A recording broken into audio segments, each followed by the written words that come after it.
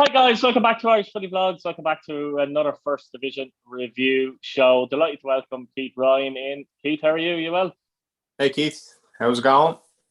Not too bad, not too bad. I won't start off in Bray. We'll start off in Wexford for a change. And then finish at Fairy Park. Wexford 0, Waterford 2. Managerless Waterford, of course. The first game without Ian Morris. And they did win this comfortably, to be fair.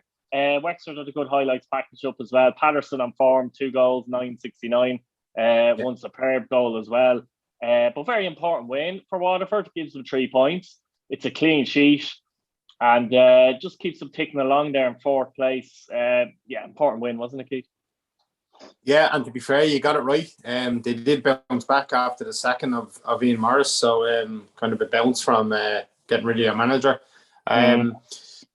To be honest with you, looking at the highlights, Waterford probably could have scored more. Wexford keeper made some fantastic saves from a couple of set pieces, and then Phoenix Patterson, obviously, 2 great goals. It wasn't only one good goal. It was fantastic free kick in the second half, and then obviously his first was a bit like the one he got against Cork last week. So good win for Waterford. They stay in the hunt, so they'd be delighted with that because.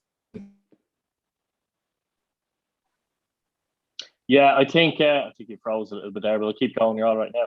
I think, to be fair to Phoenix Patterson, he looks like their most dangerous player of the season. We obviously talked at the start of the season about some of their attacking threats, with Junior and other players like that. But I think Patterson's probably been the liveliest and most consistent. It'd be interesting to see what Waterford fans actually think of that, but seems to be the case, doesn't it? Yeah, absolutely. At the start of the season, obviously him and Junior were on form, but Phoenix seems to have taken the bulls by the horn, and he's getting some crucial goals for Waterford. So he needs to stay in form. I don't know. He in a long-term deal. I don't know. Maybe other teams in the Premier Division might be looking at him. He scores goals, so and he's a winger with a bit of skill. So maybe Waterford might be lucky to hang on to him beyond this season. Yeah, it'd be interesting to see actually if they don't come up, because as you say, he is on a deal, but will they work a deal out within the deal, so to speak? How many times did I say deal there? There's another one. As for Wexford, they'll be disappointed enough because they didn't really create much in the game, seemingly, according to the highlights package, and they were soundly beaten, really, weren't they? Yeah, looking at highlights, there was a few half chances, shots from distance and stuff like that, but they didn't threaten Waterford as much as they did down in Waterford. Ian Ryan obviously be disappointed. Another defeat for Wexford. So obviously a lot of people tipped them to be touching the playoffs. So I know a Treaty fan last night was delighted that Bray and Wexford lost.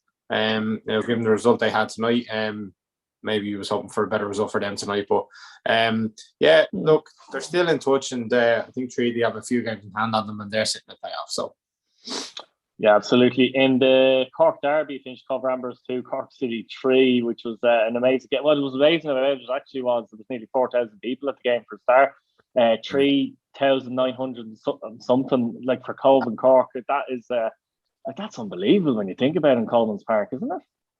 Yeah, fantastic, absolutely. And I know it was a derby game, and obviously Cork didn't have too far to travel, but 4,000 for a First Division game, absolutely amazing. And I know Cork have had that level of fans at home games, but to take that travelling crowd to Coleman's, absolutely brilliant. I believe the atmosphere was fantastic, and obviously they came away with a 3-2 win. Colin, he'd be delighted. It's one of the games you said about earlier in the season. They seem to dig it out. I know a couple of Cork fans have said that a draw, or maybe it was Cobh fans said a draw might have been a fair result, but Cork rock on. No, I spoke to Gavin about this. I didn't see much of this at all. I've seen a couple of goals, actually. Healy scored another brilliant goal, actually, to put them 2 up. But that's it. I suppose Cork went 2 up in the game for a start, Keaton and Healy with the goals. And you probably think at this point that Cork are going to romp home and win fairly comfortably. But fair play to Cobh for battling back. And I suppose the deadly duo at the moment of Whitmarsh and Drynan getting the goals and making it 2-2. Keane Coleman did put Cork up at 68 minutes. But I was talking to Gavin Woods about it, and he said, to be honest, he said Cork got out of jail in the end. He said Cobh had chances. They were laying siege to Cork goal at the end. There were balls cleared off the line and all sorts, as he put it. But then that's another example of Cork coming away. I know they were 2 up, but it is another example of them coming away with 3 points where you can say okay, they got a little lucky in that one, a bit like Wexford a few weeks ago. And look, they're the games, I keep saying, but they're the games, you need your big games where you're getting that bit of luck and somehow winning as well. Like, they'd be absolutely delighted to get the 3 points, considering how the game went in the end, really. Yeah, absolutely. And they will, at the end of the season, they look back on this result, the result against Wexford, and said, oh, that's a good 3 points. We're looking to get the 3 points there. We need to mention Droynin and Whitmarsh. They both on the score again. Obviously, Whitmarsh had been at Cork City last season, and he maybe had something to say to them, you know. But they, like, we mentioned Cobh weren't scoring many goals, but they've got a good few in the last couple of weeks. So, and it seems to be coming from the same players, so which is good for them. All they have to do now is kind of turn those goals into wins for them, which obviously hasn't happened for them, unfortunately. But Cork City, like, what can you say about Cork City? We've said it over and over again. They're a fine side, and their bench as well. Like, you have to remember that James Duna on the bench, come on the bench. Dylan McGlade has been out since just after the Bray game as well earlier in the season. So they certainly have the talent on the bench as well, just to come off if something isn't going right in the game. Yeah, for Cole's point of view, you mentioned it there, they're in the goals, but they've actually started to concede a lot recently as well. So it's strange, it's flipped over from not scoring, losing games, say 1-0 to losing games 3-2 type thing. I know they won against Athlone the other week. They've had 2 wins this season, though. The 2 of them have been against Athlone. But I suppose for them, Pierce Phillips was actually back. He's been kind of out with injury a lot of the time. I always thought he was a key man in the middle of the field, and I believe he was given man of the match, or the Cobh man of the match at least. Anyway, so, you know, if you can get him back ready and fit, like, that's going to be a big plus for them as well, isn't it? Absolutely, yeah. And you need your good players in the team. Like, obviously, if you have a number of players that would be in the starting 11 that aren't fit, or they're not playing, or suspended, it's not going to help the cause. So Darren Murphy would be happy to get him back, and hopefully Cobh can kick on from here. Yeah, Galway United kept, I suppose, track, like, with Cork by beating Bray 2-0 at Eamon Park. Walsh again after 8 minutes, and Hurley with a penalty after 70. A quick question: where did Walsh playing this match? You obviously watched this match. Yeah, he was up top. He was up top. So, yeah, interesting. Yeah. But what Murphy had say about some of the other players maybe at Galway that have been playing as strikers? Is it a bit? I don't know. You know what I mean? Is it? I don't know, because obviously Murphy was playing left back, so he's a good player. So, Walsh is probably not going to take his spot, given he's been linked with England and stuff, you know. And he probably is good enough to go over across the border. Yeah, like, look, Walsh is scoring goals, so you can't fault. Like, you can't say to Caulfield, "Oh, you're playing a left fullback or a left winger up front. Why are you doing that?" If he's scoring goals, like, that's his, I think, his 5th of the season. So, just looking back on it, it was a poor goal to give away the first one. Early goal as well, wasn't it? Yeah, very early. And, you know, if you go to any ground and your team talk was to keep it tight early, and for a goal to go in after 7 minutes, you know, that's the whole game plan gone out the window already. And what did Bray do after that when the goal went in? Was there a reaction from Bray, or did Galway kind of take the game to them a bit more? Not first half. Look, I said to you earlier, Galway didn't really impress me. You know, they don't have that type of flair player that other teams have, like your Waterfords or your Corks. But they grind out results. And look, second half, in fairness to Bray, the first 15, 20 minutes, they did bring the game to Galway a little bit. There was a few half chances, nothing special. Manley probably should have equalised in around the 60th minute. But he just couldn't get to the ball. And then, obviously, the penalty was given in the 70th minute. It was very, very difficult to see on LOI TV. Obviously, with the first division, it follows the ball, and it's quite a distance away, and it looked harsh, but penalty was given. There's no replay either, isn't there? No replay. No. I know Athlone do replays and Cork do replays. There was nothing there. So 2-0, game over, and Coffey will be absolutely delighted. It's a clean sheet as well for them. Yeah, I mean, from Bray's point of view, you mentioned it in the fan reaction video as well, like, of course, but 6 goals in 11 games, it's like, no matter what you say, it's nowhere near good enough, is it? I mean, they're the only team that haven't scored double figures. Athlone are next in line. They've scored 11 goals. Yeah. Something has to change there. we mentioned about Cobh that they weren't conceding and they're now scoring. Bray in the previous games before Longford was 0-0, a 1-0 win in Cobh, and I think we only conceded 1 goal in 5 games, and now in the last 2 games we've conceded 2 against Galway and 2 against Longford Town. So yeah, we need to. I don't know what the solution is. Rob Manley is trying. In fairness, he is trying. And it's been a tough season. Is the creativity an issue, though? More to the point, I think. Probably is. It probably is, in fairness. And Keith, we haven't been able to get our best 11 on the pitch. Connor Clifford's still out. Yeah. Well, he's a big. Yeah, exactly. Connor Clifford, is your most creative midfield player. Let's be fair. Yeah, absolutely. Kevin Knight didn't play the other night. Paul Fox didn't play the other night. Young Douglas, Enda Douglas, was partnering his cousin Huey in the centre defence. So I don't know. I thought with Rob Manley getting the goal against Longford, that he might kick on from here. It's another blank for him.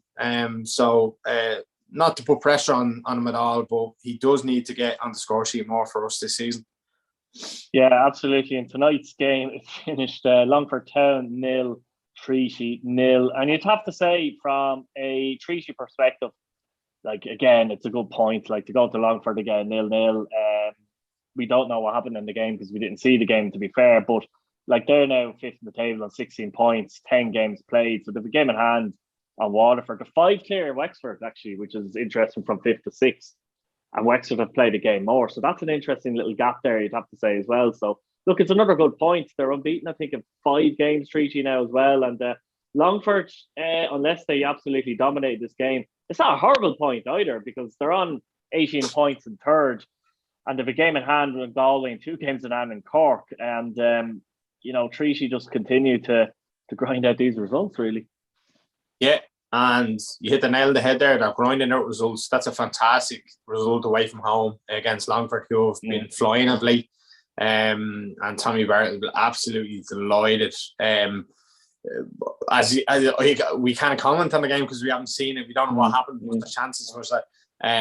But judging by the fact, I mean, if there's Longford fans or Treaty fans, they can tell us themselves. But judging on the fact that Longford have only conceded 5 goals, scored 13, Treaty themselves, it's not bad. 10 conceded in 10 games. It's not bad from their point of view. I'd imagine it was a very tight game with not too many opportunities.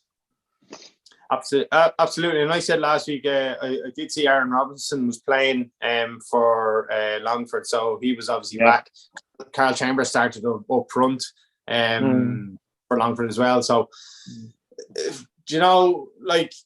after the results they had against Bray, Longford, they would have been on the up, and they're probably a little bit disappointed that they couldn't keep up that momentum.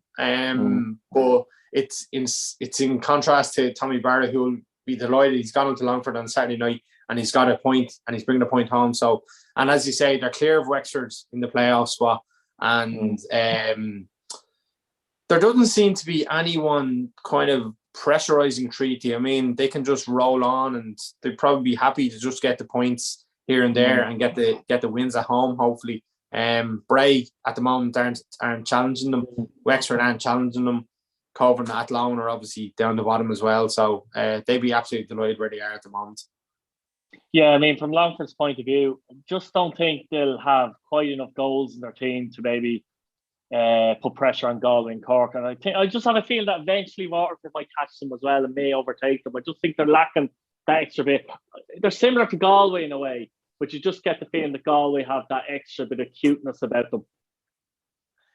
The thing with Galway is they're a big side, so they'll bully teams. I don't see that too much in Longford. There's and it was the same when Gary had Bray. Squad wise, we weren't big enough, and that's what cost us really in the playoffs 2 years ago. We lost a couple of players through injury in the playoffs, and obviously it cost us. Galway bet Bray.